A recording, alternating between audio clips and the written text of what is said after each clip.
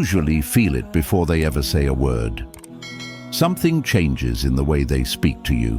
The warmth is gone. The silence between the two of you gets louder. And suddenly, the conversations feel more like obligations than real connection. You try to ignore it at first, telling yourself maybe they're just tired, maybe it's just stress.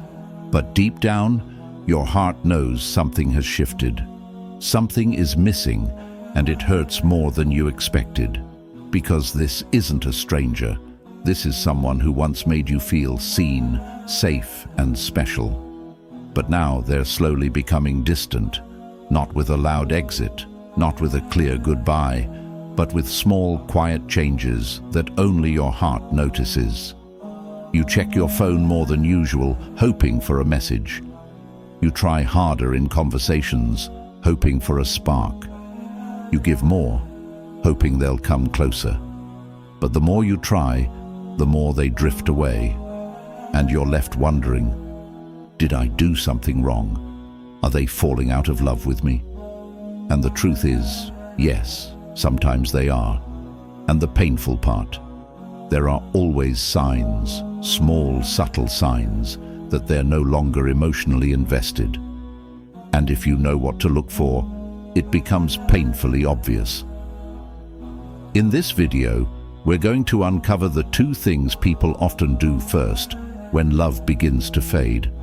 These aren't just random habits, they're emotional signals.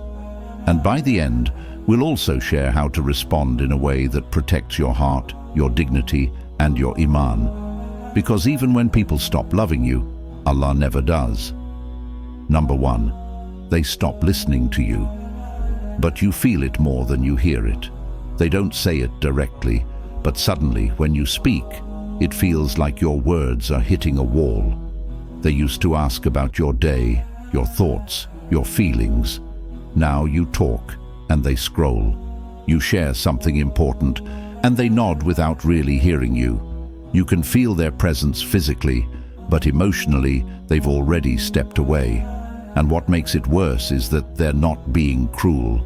They're not shouting. They're just no longer there the way they used to be. And that absence, that silent disconnection, is sometimes more painful than words could ever be. Because you're left talking to someone who used to care, and now you're just trying to convince them to look at you again like they used to. And for many people, this begins in relationships that were never even supposed to start in the first place. In school, college, or through social media, it starts off innocent. A small message, a shared joke, and suddenly the heart gets attached.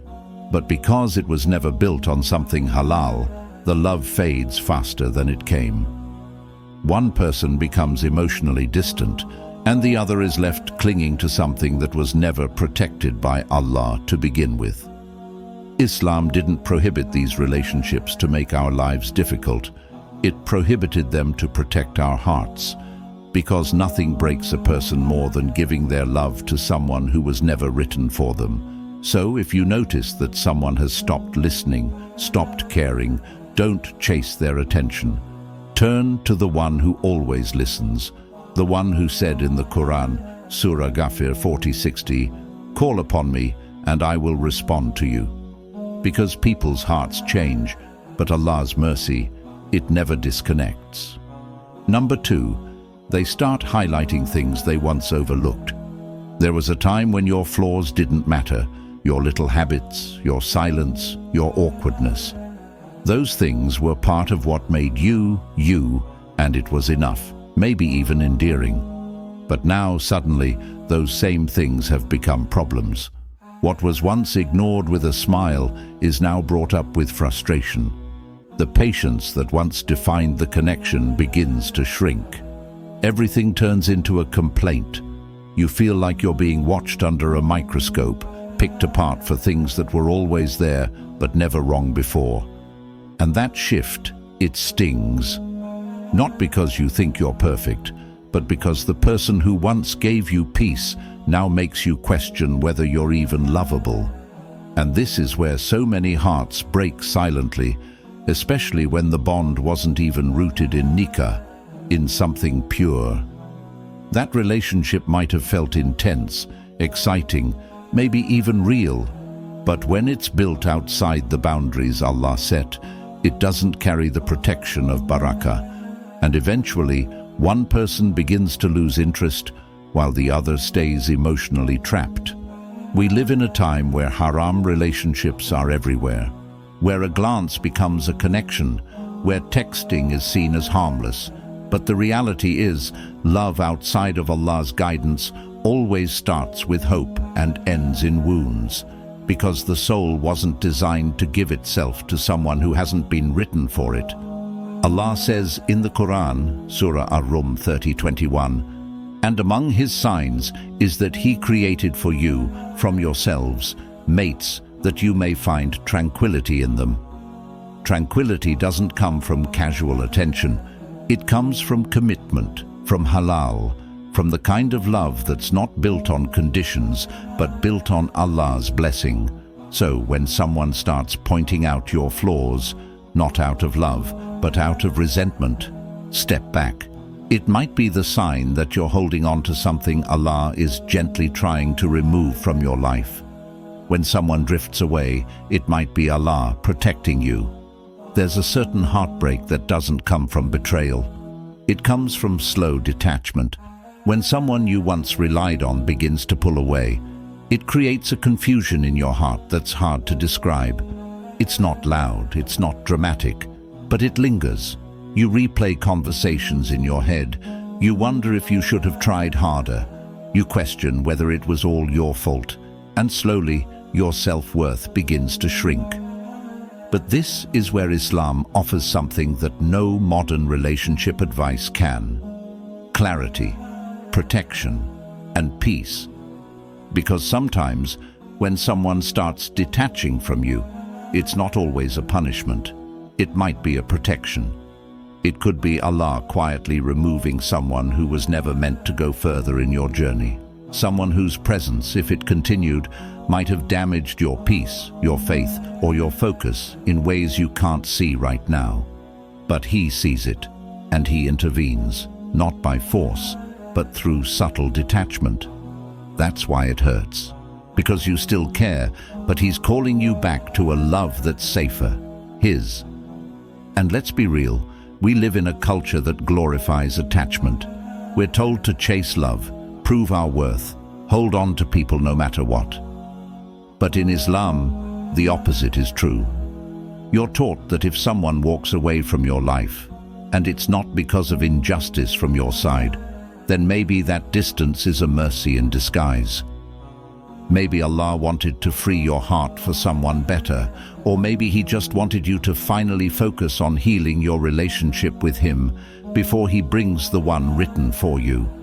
Because the heart wasn't created to chase people, it was created to return to Allah. So, if someone no longer chooses you, you don't have to lose yourself trying to change that. Let them go with dignity. Let them drift with peace in your heart.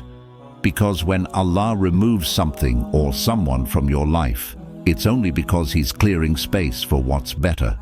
My dear brothers and sisters, when someone pulls away from you, it hurts. Not because you were weak, but because you were sincere. You gave your heart in the way you knew how. You hoped they would stay. You believed in the connection. And now, you're left with a silence you didn't expect, and questions you may never get answers to. But here's what Islam reminds us. People come and go, feelings rise and fall, but Allah, He remains. He sees what you gave. He knows how deeply you cared. He heard every dua you whispered, even when your voice broke. And He will never abandon the one who turns to Him with a broken heart. The Prophet ﷺ said, "No Muslim is afflicted with a calamity and says what Allah has commanded. Indeed, we belong to Allah, and to Him we shall return. O Allah, reward me in my affliction and replace it with something better, except that Allah will give him something better." So maybe this heartbreak is the start of a redirection. Maybe this pain is the door to a deeper connection with Allah. Maybe this loss is not the end, but the beginning of something better.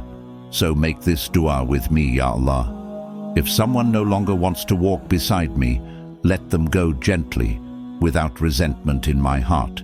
Replace their absence with your closeness. Heal what they broke, and never let my heart attach to anything more than I attach to you. And if this touched your heart, comment below. Ya Allah, protect my heart from what is not written for me, because your words might be the lifeline someone else needs tonight. Liking and subscribing may seem small, but it helps us keep sharing these reminders with people just like you, who quietly need them. May Allah replace your pain with peace, your confusion with clarity, and your sadness with something more beautiful than you ever imagined. Ameen.